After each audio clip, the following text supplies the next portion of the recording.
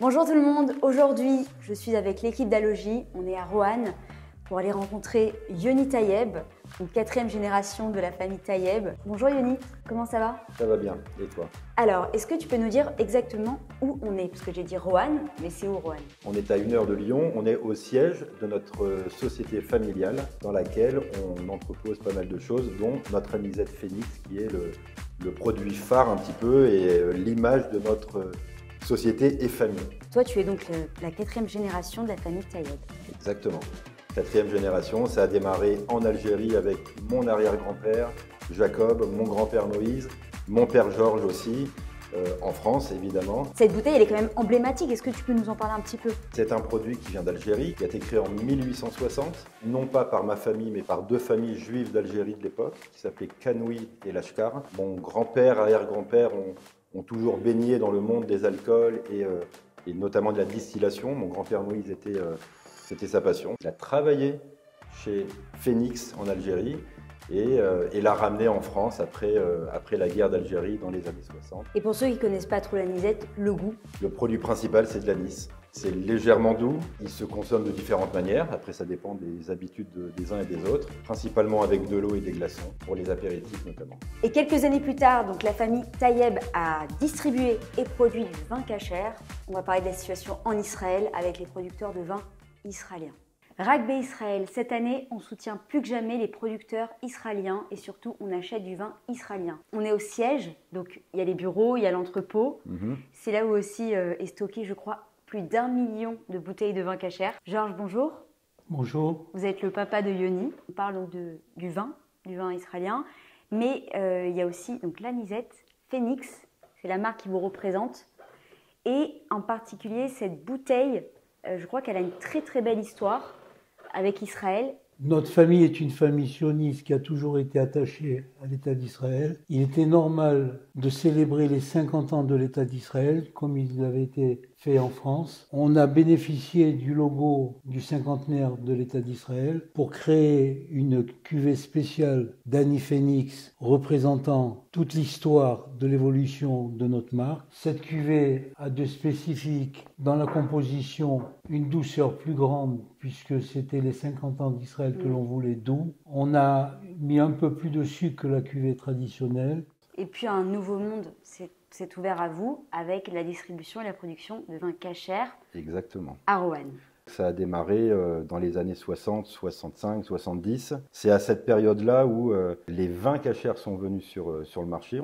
On commençait un petit peu à entendre parler des vins cachères. La difficulté, si je me souviens bien, c'est-à-dire que ne distribuer que 1, 2 ou 3 produits était compliqué à l'époque, pour mon grand-père et pour mon père. Il n'y avait pas à l'époque des supermarchés, des hyper cachères, etc., des grosses structures. C'était très souvent des petites structures type boucherie, etc., qui vendaient des vins et des alcools cachers. Donc il a fallu à ce moment-là développer des gammes pour pouvoir expédier le maximum de produits cachers dans les liquides, en l'occurrence anisette, vin et champagne qui aussi démarrait à l'époque. Et du coup aujourd'hui, vous êtes en partenariat avec les producteurs de vin israéliens, donc on est là aujourd'hui pour parler de ça. Est-ce que vous pouvez nous dire quelques mots sur l'évolution de la qualité des vins israéliens? D'abord, on ne pourra jamais faire l'unanimité dans un vin. Dire qu'un vin est meilleur qu'un autre, c'est très subjectif et c'est très personnel. Ce qui nous concerne aujourd'hui, c'est les vins israéliens. Nous, on distribue et on importe différentes caves, différentes wineries israéliennes.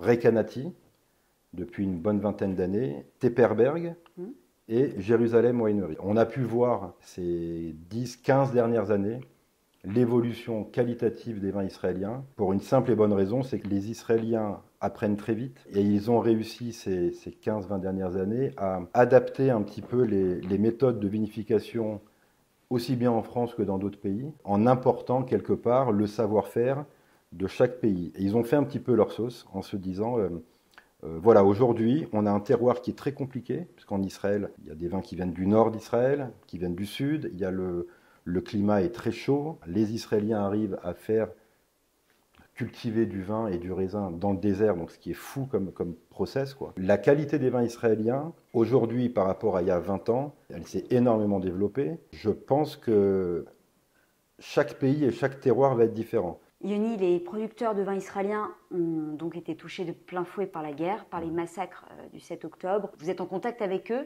Qu'est-ce qu'ils vous ont dit? Globalement, le premier sentiment, ça a été sur le mois d'octobre, en tout cas, il n'y a rien concrètement qui s'est passé. Tout le monde a été mobilisé. On a beaucoup de personnel des caves qui ont, entre guillemets, déserté leur travail parce qu'ils n'avaient pas le choix. Ils étaient appelés par l'armée. La situation, elle s'est régularisée à partir du mois de décembre, janvier uniquement. Là, attention, je parle des caves israéliennes avec qui on travaille. C'est-à-dire qu'on est arrivé à cette période-là, novembre-décembre, où c'est une période où les premiers vins israéliens commencent à être mis en bouteille.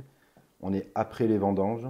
On est à un moment où les vins sont prêts à être mis en bouteille et à être mis sur le marché. Quelles actions vous avez mis en place pour les soutenir, pour les aider? Les actions, ça a été de développer les ventes de vins israéliens en France. Le sentiment premier que l'on a eu dans notre entreprise, ça a été comment on va les aider. La manière la plus simple, c'est de continuer évidemment à importer les vins israéliens, mais de les pousser sur le marché. Et comment on les pousse sur le marché? Par le prix. Donc c'est de la promotion. C'est de la promotion, de la mise en avant avec ce que l'on a fait avec Recanati. On appelle ça des cravates. On n'a rien inventé, ils l'ont fait en Israël aussi. Donc on leur a demandé par exemple d'adapter cette cravate-là pour le marché français. C'est notre manière de pousser visuellement et aussi par le prix. On ne va pas se mentir, un vin qui va être, en tout cas aux yeux des consommateurs, avoir un prix plus intéressant, bah forcément on va peut-être y aller un peu plus que s'il était plus cher. Vous avez été sur le terrain, les voir dans les vignes? On est allé en Israël de manière très ponctuelle. On les a tout le temps au téléphone. D'une part pour le travail, c'est certain, mais aussi parce qu'il y a des liens d'amitié qui se créent avec ces producteurs israéliens que l'on connaît depuis pour la plupart 15, 20, 25 ans. Donc c'est un peu la famille, quoi, quelque part. La plupart sont mobilisés, il y a moins de main-d'œuvre. Comment ils ont réussi du coup à rebondir face à cet événement? On a le sentiment que les 2, 3, 4 derniers mois, on va dire jusqu'à février, la situation pour les producteurs israéliens était très compliquée, principalement parce que beaucoup d'employés ont été mobilisés. Il y en a encore beaucoup aujourd'hui. On a l'exemple de certaines caves où on a des commandes en cours qui sont retardées parce qu'ils ont 20 à 30% de leur effectif qui peuvent travailler aujourd'hui dans la cave et le reste est encore sur le terrain. Ils vont s'organiser un petit peu, je ne vais pas dire au jour le jour, mais ce qui doit être fait en une semaine, eh ben, ça va peut-être prendre 15 jours, 3 semaines, 1 mois. Toute la filière a été touchée, comme d'autres filières, simplement parce que vous avez des sociétés qui ont 20-30% de leur effectif qui n'est pas présent, voire plus. Yoni, vous nous avez dit que donc, le vin israélien est produit au nord, au sud du pays. Quelles régions viticoles ont été le plus touchées? J'en connais, mais vous dire qu'un coin plus qu'un autre, vous avez évidemment le nord. Oui. Les caves ont leur siège dans différentes régions. Recanati est au nord, Tepperberg est plus au sud, Jérusalem, Winery, ils sont plus vers Hebron. Donc chacun à son niveau a été touché parce qu'il y avait malheureusement à l'époque, moins aujourd'hui, mais beaucoup d'alertes, beaucoup de requêtes. Donc il était très difficile d'aller au travail et de passer une journée normale. Ça a été le cas aussi. Bon, Recanati, ils sont quasiment à la frontière avec le Liban, ils sont dans le Golan. Je ne vais pas vous dire que les caves ont été touchées elles-mêmes au niveau de leur siège, mais pour la récolte des raisins, pour la culture des raisins, vous en avez partout en Israël. Dans le nord, dans le sud, vers les frontières. Il a été très difficile, et il l'est encore aujourd'hui, pour les agriculteurs d'aller dans ces régions-là et de travailler le raisin pour les récolter dans chaque cave, quoi. Je voudrais, en complément de ce qu'a pu vous dire Yoni, tout d'abord vous dire que vous avez posé la question en matière de risque de la part des Israéliens. Je vous répondrai simplement que sans risque, Israël n'existerait pas. Et les Israéliens restent des pionniers à l'esprit chaloutz, comme on les aime en France. On peut dire que le succès de l'État d'Israël, c'est une association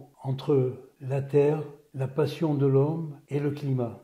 Et alors, quelle part le vin israélien représente dans votre activité? L'évolution, en tout cas, qu'a eu la place des vins israéliens ces 20-25 dernières années, elle est en constant développement, en fait. Je dirais qu'il y a une vingtaine d'années, on était peut-être à 5-10% de l'activité des vins d'importation et les vins israéliens. Et aujourd'hui, on est peut-être à 15-20%. Ça donne, en tout cas, nous concernant à nous. Le vin israélien a quand même aujourd'hui une place plus importante sur le marché kasher. A une place plus importante parce que les gammes se sont développées, parce que les qualités sont au rendez-vous. On est obligé, et c'est le côté professionnel un peu de notre activité, c'est de proposer des bons vins aux consommateurs. On ne consomme pas qu'Israël, on consomme Israël, mais aussi on consomme des vins de qualité israéliens. Alors aujourd'hui, quel message pouvez-vous faire passer aux Français pour qu'ils soutiennent les producteurs israéliens? On est aujourd'hui en France, dans le marché kasher, à une période où on va consommer beaucoup de vin, d'alcool, etc. On a beaucoup de vins français. Quand je dis on, je parle de l'ensemble des acteurs de la filière liquide cachère. On consomme beaucoup de vins français, mais il faut qu'on ait une solidarité supplémentaire. Je sais qu'on est tous solidaires avec Israël depuis de nombreuses années, mais davantage aujourd'hui. Il faudrait qu'on puisse avoir sur chaque table 1, 2, 3, 4 vins israéliens, voire plus, parce que c'est une manière simple de les aider à écouler, si vous voulez, un petit peu plus de bouteilles que prévu, mais c'est une manière solidaire de les soutenir. Tout simplement en consommant leurs produits. Est-ce que vous avez des vins israéliens en particulier à conseiller pour les fêtes? Forcément, j'en ai un petit peu. Il existe des vins, notamment de Recanati, sur différentes gammes. Les critères de prix ne sont pas forcément des critères de qualité. Entre 8, 12, 13, 14 euros, vous avez des rapports qualité-prix chez Recanati sur les gammes Galilée, par exemple en Cabernet Sauvignon. Vous avez la gamme Jonathan chez Recanati qui est un très très bon rapport qualité-prix.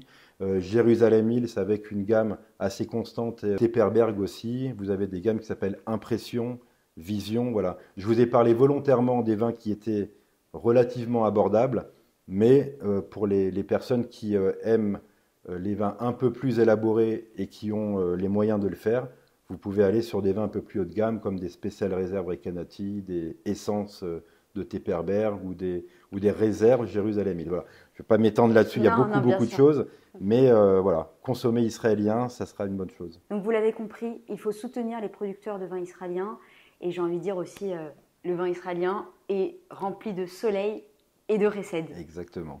Merci Yoni, en tout cas. Avec plaisir, Romane. Merci beaucoup. Merci à vous d'être venu. On va aller voir aussi l'entrepôt tout à l'heure pour vous montrer un peu comment ça se passe. À très bientôt.